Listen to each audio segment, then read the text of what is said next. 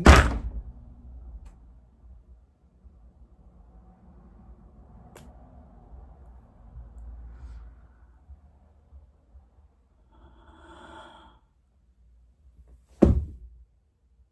What is up, everybody? Random Random Man here, bringing you my review for Karate Kid Legends in one take. Once again, outside here in my backyard as I'm walking around enjoying some sun. Also, I wanted an excuse to show off my shirt.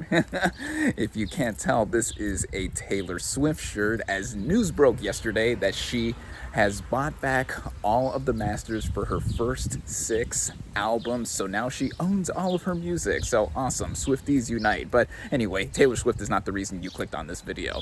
So this is a martial arts drama film that is also the latest installment, given the title, for the Karate Kid franchise. And going into this movie, I actually did have interest in seeing it, and I am a fan of the Karate Kid series, though I'm not hardcore like many other people are. Given that the first film was from 1984, I don't have nostalgic memories of it. But leading up to this new film, I did go back and watch the 1984 Karate Kid film and the 2010 reimagining. And the 1984 film, what can I say? I mean, it's a classic of 1980s cinema. You know, Ralph Macchio is Daniel LaRusso getting his start there, and then Pat Morita, the legendary Pat Morita as Mr. Miyagi, Oscar nominated for that role, making that character and performance even more legendary. I mean, yeah, classic duo, you know, a feel-good, heartwarming sports drama.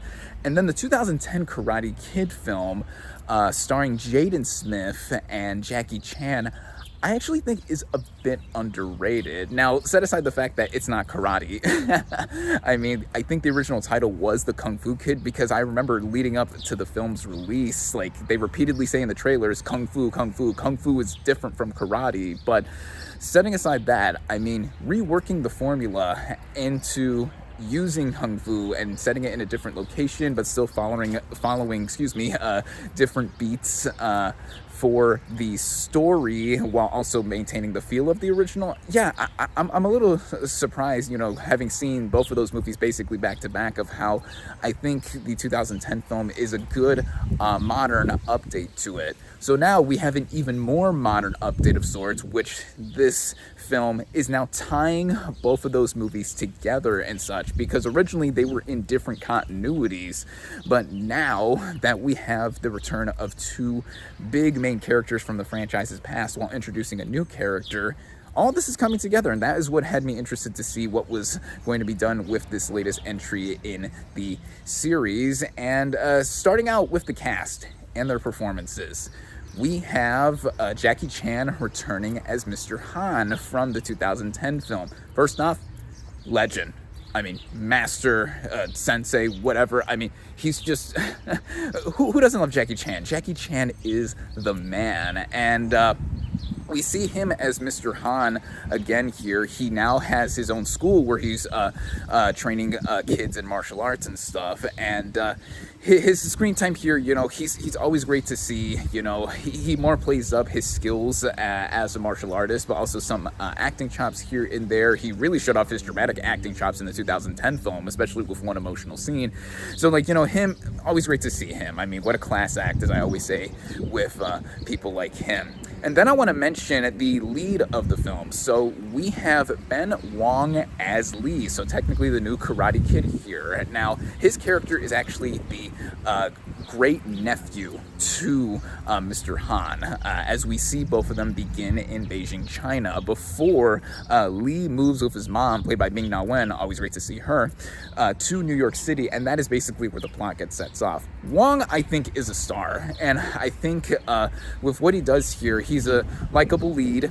He clearly has the skills and physicality and acting chops, I think. This is his first major film production, if I'm not mistaken, but with all of that together, just seeing him as another lead to follow, I mean, you know, I think he follows in the great paths of what Ralph Macchio and Jaden Smith did with their respective characters. And then speaking of Ralph Macchio returns here as Daniel LaRusso. Now, he does not have a lot of screen time here. He is third build of the main 3 stars of this movie throughout the marketing, and for good reason. I mean, it's telling because he doesn't show up until just before the third act of this movie starts, and it's clearly done to tie all of this together so that we have both continuities being integrated and such. But it's great to see him as well too, with the little screen time that he has, and also being another trainer for the new Karate Kid, and he's teaching him karate while his great uncle is teaching him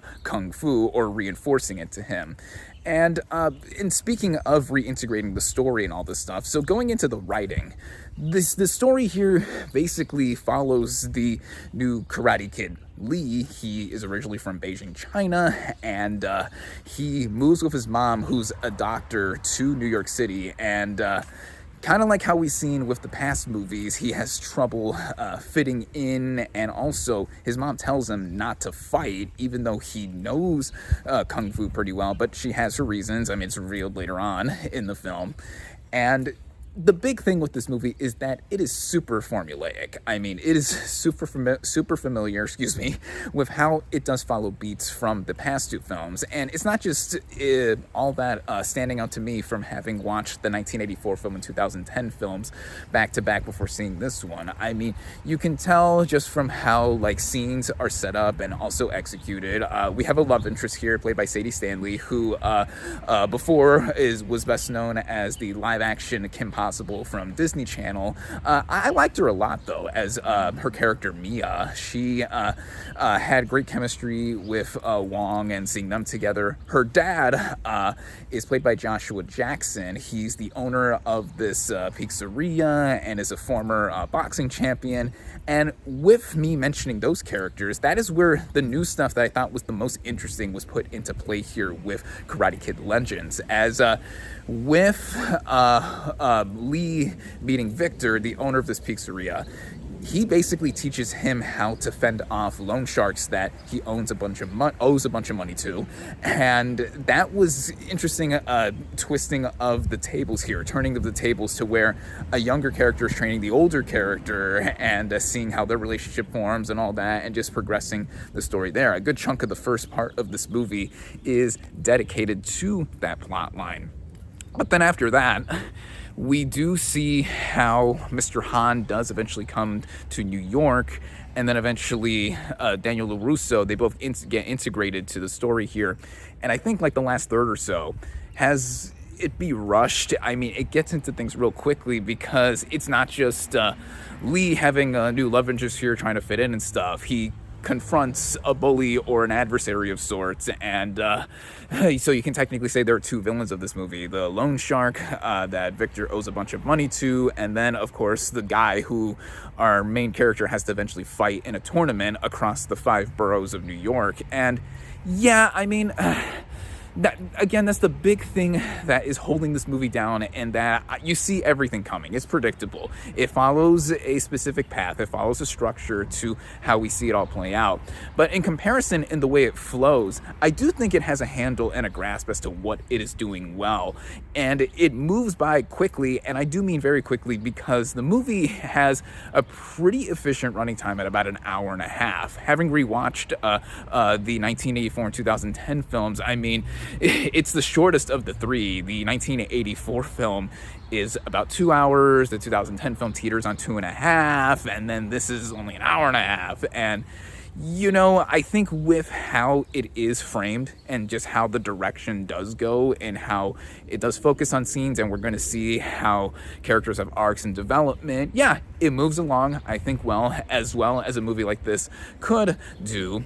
And the way we see the action, just the choreography, at first, it is edited pretty rapidly, and it's not just the way the movie moves, literally, and how it flows. I mean, there's a lot of cuts within the fighting, at least with the earlier fight scenes before we get into some of the main tournament stuff, and I was like, uh-oh, what's going on here? But I do think that it creates a style with the movie, and a bit of a cheesy one too when we get to the tournament sequence eventually, because it is intercut with the montage sequence of Lee training with Mr. Han and Daniel LaRusso. So it tries to put everything all together, but again, it does contribute to how the movie does really fast track a lot of stuff by the end, but there's like these video game arcade-esque style graphics on screen that kind of give the movie, I guess, a bit of an edge of sorts, or just a feel of like, okay, it's very arcadey the way like we see all of these fight sequences play out here. And I think it's all well done. I mean, again, but Wong is a star. I think Wong really knows what he's doing here, and just how he like displays everything. And then, yeah, I think with how this movie does come all together, again, running at an hour and a half, and if you've never seen a Karate Kid movie before, I do think that this is something that you could watch on its own, and it's an entertaining time and such. If you're a big fan of this series, I do think you're going to see it regardless. And then, ooh, is that the train over there? Yeah, I live right by a train that always comes and goes. So excuse the noise. As I always say, this is what I get for doing these reviews outside and in one take. But anyway, just with how all this comes together, yeah, non-fans or anyone who's just watching an action movie or something like this, I think it's an enjoyable time. Fans of the series, I think they'll get something out of it. And for those wondering, with the recent Cobra Kai series, I've never seen a single episode of the show, so I wasn't concerned as to how it tied it all in, except there's one thing at the end, for fans who do know, as this movie takes place after that entire series has ended, and I believe that show just ended recently too, so if you're expecting too many connections, you're not going to get much aside from one that I'll say by the end of the movie. And with all of it, all that being said, I do think Karate Kid Legends is an entertaining time, and ultimately I would say that I do recommend this movie, despite it not holding a candle to what was done before with both the 1984 and 2010 films. Again, I find that latter film a bit underrated, but of course, with the 1984 film, I mean, a lot of movies are not able to reach that kind of iconic status, no matter what they'll do, even within its own franchise, I should say, excuse me. But I do think that what Wong and Chan channel with all of the exuberance, all the energy, effortlessly that they bring throughout the movie, that is what ultimately has me say that I do give this movie a thumbs up. I really can't talk today.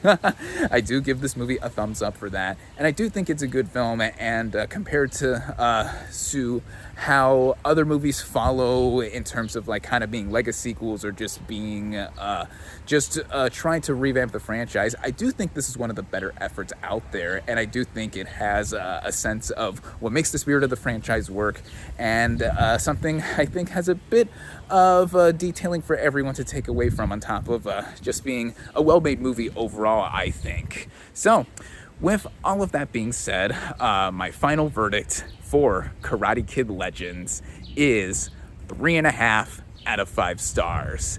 Thank you all, as always, for watching. Be sure to like this video, comment on what you thought of Karate Kid Legends. Social media links in the description. Subscribe to my channel for more, and I'll catch you on the next movie review.